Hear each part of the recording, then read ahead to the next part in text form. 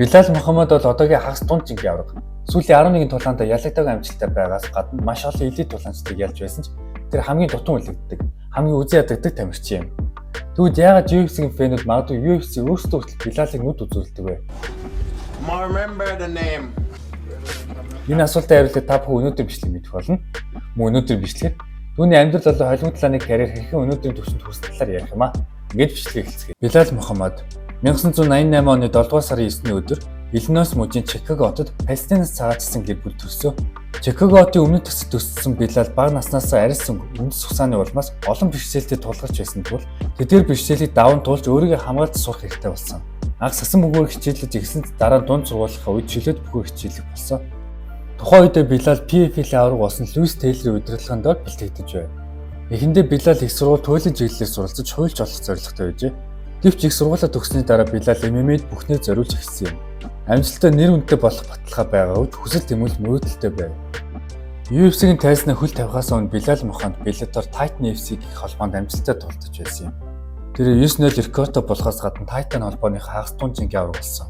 Улмаар UFC түн рүү хандан гэрээ байгуулснаар Билал 2016 оны 7 дугаар сард UFC Fight Night ивент богино хугацааны дуудлагаар оролцож Алан Жобантай тулдах болсон.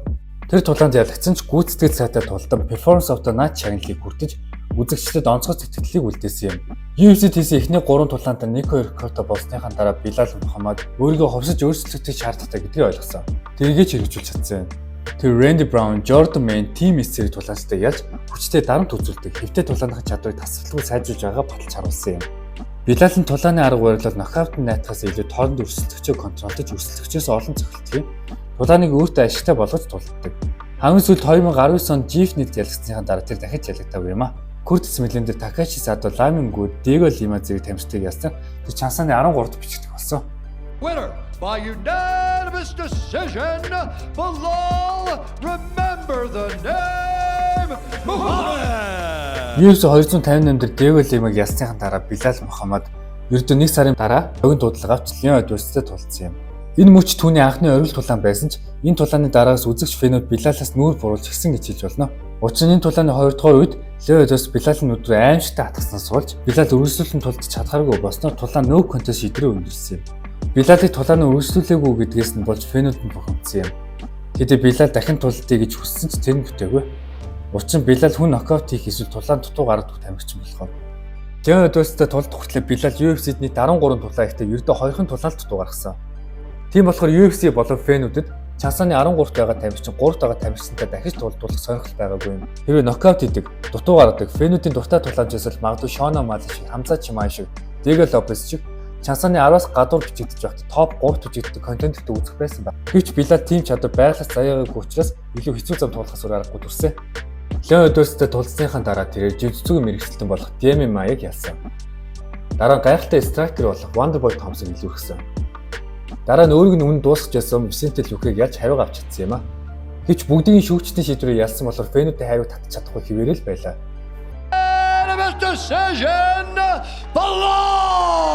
Фэнүүд өөрийнх нь хочноор болох Remember the Name-ийг өөрчилж Remember the Decision гэж яжлдаг болов.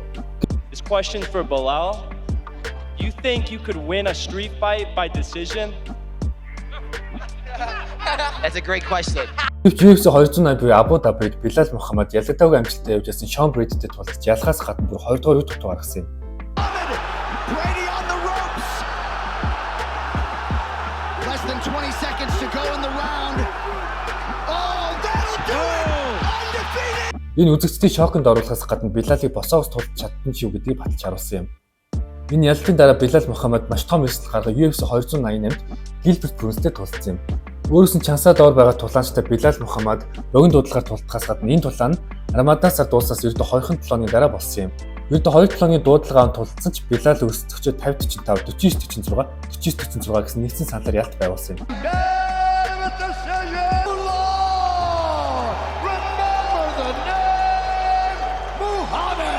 Тулааны дараах ялцлаа тэрээр надад 8 толооны өгвөл би Джон Джонсыг, 3 толооны өгвөл би ямар ч welterweight тулаанч ялч чадна гэсэн юм. You give me 8 weeks, I'm going to be John Jones. You give me 3 weeks, I could be any welterweight in the world. Билал өөрийн чадлаараа урдаа байсан бүх өрсөлдөгчтэй ялсан. Энэ бүх өрсөлдөгчдийг ялж карьертээ UFC-д 18 тулаан хийсэн ч UFC Билал аврагын төлөө үзэх боломж олох уу гэдэг асуулт үзэгч фэнүүд бол аналистуудад дунд гарч ирсэн юм а. Bilal, we have plans for Bilal. Bilal's going to fight again soon, and then we'll find out.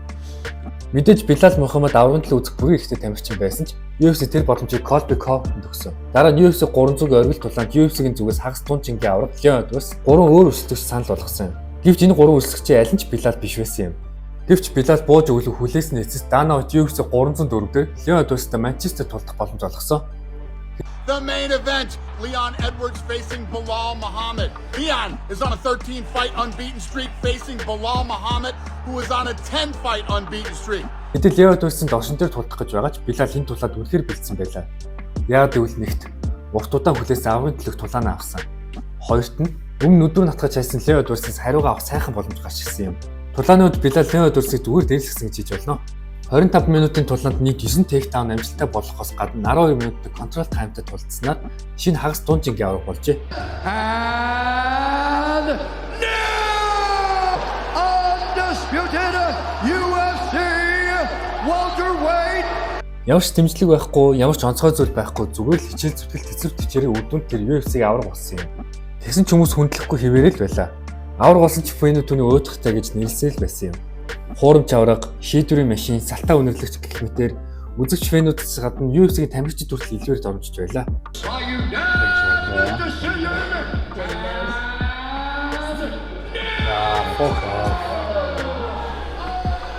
Most boring champion ever. Доржлуулсаас гадна давхар хүндлэлгүй ханддаг. Авраг болсныхан дараа Daniel Cormier ярьцлага авсныхан дараа нэрийг нандуурч хэлэх. Ladies and gentlemen, give it up for the welterweight champion, Leon Bilal Muhammad. Бас UFC 310 дээр Shavkat Rakhmonov-тэй гэмтлээс олж тултааг нь гал дээр тоос нэмшиг болсон. Бүр UFC-гийн хамгаалагч нь хүртэл Билалыг авраг гэдэг мэдгүй явж явах жишээ нэ. Security doesn't know he's the champ. Let him in. Одоо Билал анхны бүс хамгаалтаа UFC 315 дээр Jack Della Maddalena-гийн эсрэг Канада улсын Монтреал хотод хийгээ боллоо. Jack Della-гийн тэрээр 28 настай UFC 7-0 амжилттай байгаагаас 5-ыг нь дутуу гаргаад байгаа юм.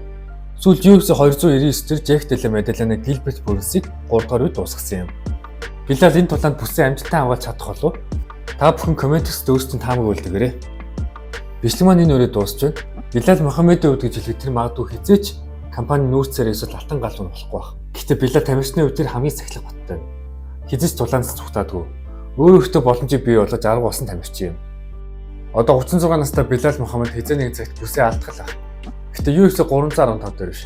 Миний хувьд Билал Мухаммад энэ тулаанд ялахаас гадна 2025 оныг аврах чигээр дуусгана гэж таамаглаж байгаа. Та бүхэн ямар бодолтойгоо коммент үзүүлдэгээрэй.